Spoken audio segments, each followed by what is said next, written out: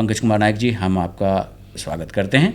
और ये जो ट्रैक्टर किसान भाई ख़रीदते हैं या जो ख़रीदना चाह रहे हैं या जो पहले भी हमारे किसान भाई के पास ट्रैक्टर हैं, तो जो देखभाल की बात आती है तो इसमें कौन कौन सी मुख्य बातें हैं जिसका हमारे किसान भाई ध्यान रखें, यदि वे जुताई पर जा रहे हों या जुताई करके आए हों, या मान लीजिए कहीं ट्रेलर में उसको माल ढुलाई करके आ रहे हों, या फिर और दूसरी तरह का कोई कार्य अगर उन्होंने लिया है, तो फिर उनमें किस तरह की सावधानी और देखभाल की ज़रूरत है? तो पहले हम देखभाल के ऊपर बात करते हैं जी। देखभाल के लिए सबसे ज़रूरी है कि हमने जो ट्रैक्टर लिया है, हाँ, उसका एक रिकॉर्ड रखें अपने पास। उसके लिए आप अपने पास एक चार्ट रखें या नॉर्मल कॉपी एक रख लें, हाँ, जिसमें कि नोट हो कि आपने गाड़ी को चलाना कहाँ से शुरू किया है, ताकि आपको अगले सर्विसिंग में आगे जो भी कुछ बदलाव करना है गाड़ी के अंदर उसमें सुविधा हो। तो आपने जैसे आज ट्रैक्टर खरीदा तो आप दिनांक डाल दें। ट्रैक्टर के अंदर में किलोमीटर नहीं होता है, घंटा मीटर होता है, तो घंटा नोट कर दें।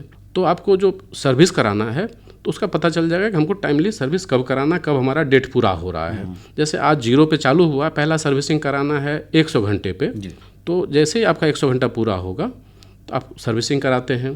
नेक्स्ट सर्विसिंग का डेट उसी समय आप डाल दीजिएगा, अगला सर्विसिंग हमको 250 घंटे के बाद करना है। अच्छा। तो पहले तो उसके लिए आपको अपने पास एक चार्ट का होना ज़रूरी है। इसके लिए ज़रूरी है कि जो कंपनी के द्वारा आपको सर्विस बुक उपलब्ध कराया जाता है, तो उस चार्ट के साथ उसको आप ज़रूर रखें, ताकि कंपनी से भी आपको सुविधा हो सर्विस कराने में।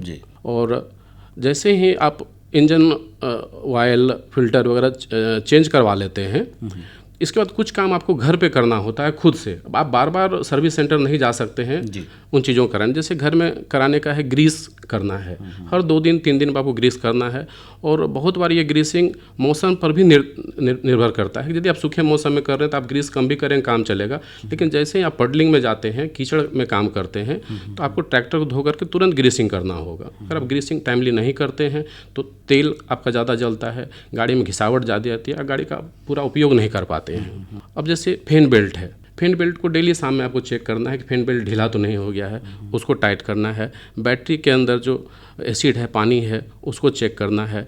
टर्मिनल के ऊपर तूतिया तो नहीं जम रहा है, बैटरी टर्मिनल के ऊपर में। तो अगर उसके ऊपर तूतिया जम रहा है तो बहुत साधारण उसका तरीका है कि आप गर्म पानी, खूब खोला हुआ पानी उसके ऊपर डाल दें और फिर उसके ऊपर पेट्रोलियम जेली लगा दें। बहुत बार लोग उसके ऊपर ग्रीस लगा देते हैं, जो उल्टा काम करता है। ऐसा कभी ना करें, पेट्रोलियम जेली लगाना, उसके ऊपर पेट्रोलियम जेली ही लगाना है। इसके बाद जो ज़रूरी चीज़ें हैं, जहाँ आप लोग कल्टीवेटर लगाते हैं या झाल लगाते हैं पिछले पोर्शन में, जिसको ड्रॉवर बत्ता हम लोग बोलते हैं, लिंकेज पॉइंट बोलते हैं, उसका पिन कई बार ढीला हो जाता है, घिस जाता है। अगर वो घिसा हुआ हो तो उसको टाइमली हम लोग बदल लें। अगर उसको टाइमली नहीं बदलते हैं तो उसके अंदर जो प्ले आ जाता है, गैप आ जाता है, उसके कारण हमारा जो यंत्र है वो पूरा काम नहीं करता है। और खेत के अंदर जो गहराई है वो समान रूप से किसान को नहीं मिलता है, जिसके कारण उसको फसल में अलग अलग जगह पर अलग अलग ढंग का छोटा बड़ा पौधा दिखाई पड़ेगा। अच्छा। तो ये ज़रूरी है कि जो पिन पॉइंट है उसको हमेशा चेक करते रहे और सही लगाएं, ताकि उसको जुताई समान रूप से मिले हर जगह। और जो भी पाइप का पॉइंट है जहाँ पर कि तेल लीकेज की संभावना है, तो उसको जांचते रहें। फिल्टर को कंपनी का जो निर्देश है, जो ट्रैक्टर कंपनी ट्रैक्टर दे रही है, उसका जो निर्देश है उसके अनुसार बदले। कई बार हर कंपनी का अलग अलग डिजाइन का फिल्टर होता है और अलग अलग समय पर उसको चेंज करने के लिए कहा जाता है। इन बातों के अलावा एक बात जो किसान भाई अपने खुद से कर सकते हैं, जो बहुत इंपॉर्टेंट है, कि जैसे काम करके लौटते हैं शाम में घर में, ट्रैक्टर का उसी समय धुलाई करवा लें। और जो फ्यूल टंकी है जिसमें कि डीजल डालते हैं, टंकी शाम में ही भर लें, ताकि रात में हमारा टंकी खाली नहीं रहे। और जब टंकी हमारा खाली नहीं रहेगा तो वाष्पीकरण उसके अंदर नहीं होगा। टंकी में अगर वाष्पीकरण एक बार हो जाता तो पानी की कुछ बूंदें बन जाती हैं, जो सुबह ट्रैक्टर जब स्टार्ट करते हैं तो वो पानी हमारा फ्यूल पंप पे पहुंच जाता है और पंप को नुकसान देता है। अच्छा। तो ये इस काम में किसान भाइयों को पैसा खर्च नहीं करना पड़ता है, समय देना पड़ता है ट्रैक्टर के ऊपर में।